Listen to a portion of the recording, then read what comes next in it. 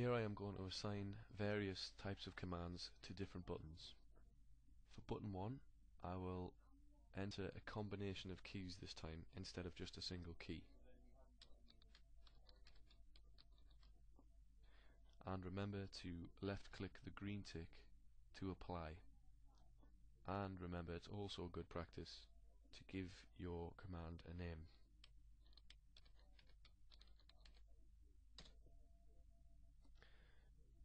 Now if I save that profile,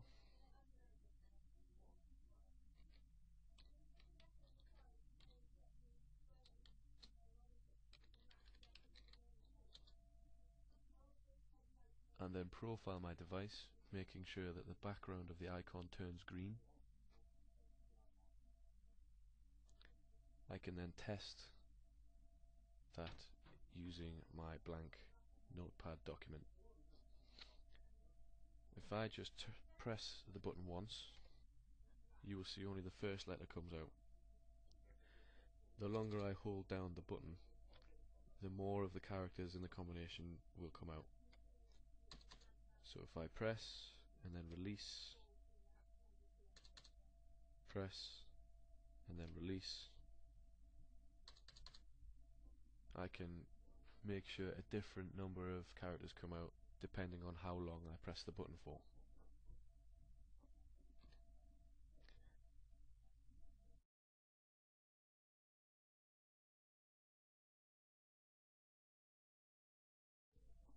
The second type of command I will add to button 3. I will right click, and at the top here you will see I can create a macro. A macro will record every type of button press from your keyboard. So if I go ahead and enter a combination of keys now,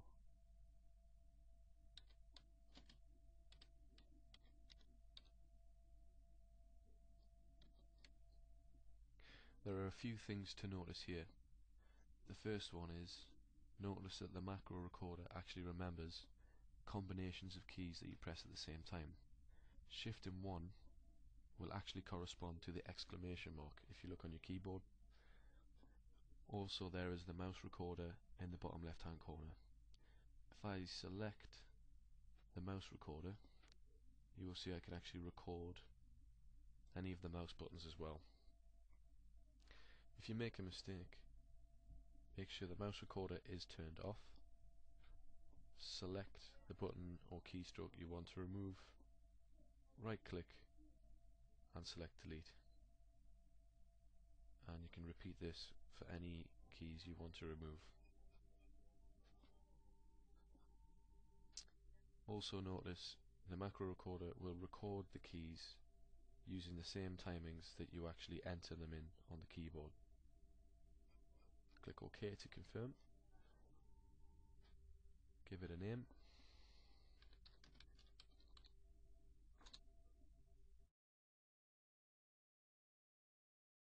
Then profile, which you'll notice will save it and then profile it. And I'll check to see if it's got a green background, which it does. And now I can test it in Notepad. If I just tap button 3 once,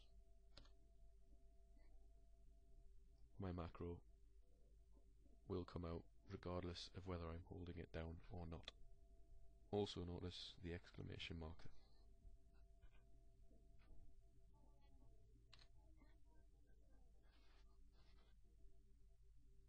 The third type of command is an advanced command, and I will assign one to button 5. So I will right click over the button and select new advanced command from the list. Press. This is a button or combination of buttons that will output once.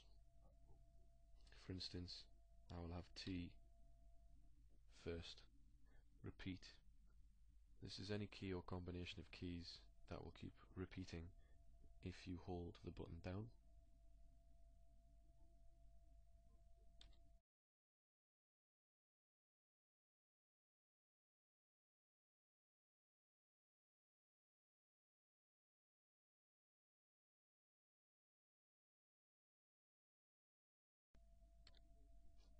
Also notice the mouse recorder here and the timings just like in the macro editor.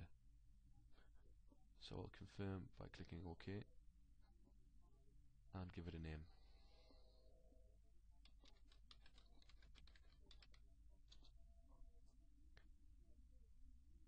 By assigning another advanced command to button 7, you don't need to have anything in the press box. I can simply just have a key, for instance L, repeat when I hold this button down.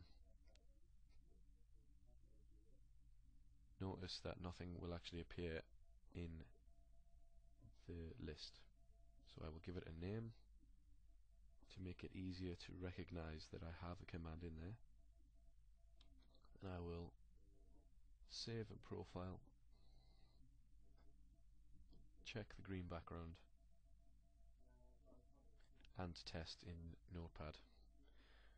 So now if I press button 5, you will see that T will come out. If I press and hold button 5,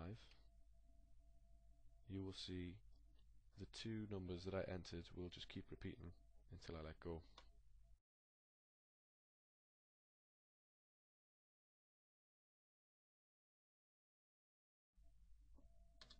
And the same for button 7. If I press and hold button 7,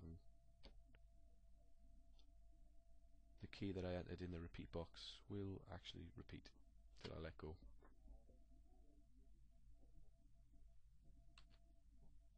One other thing to note about commands: you don't have to repeatedly enter commands in different buttons.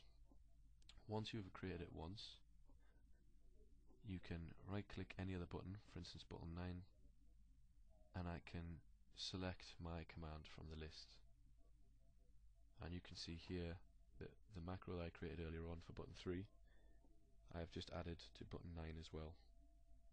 And I can do the same for any other command that I have created.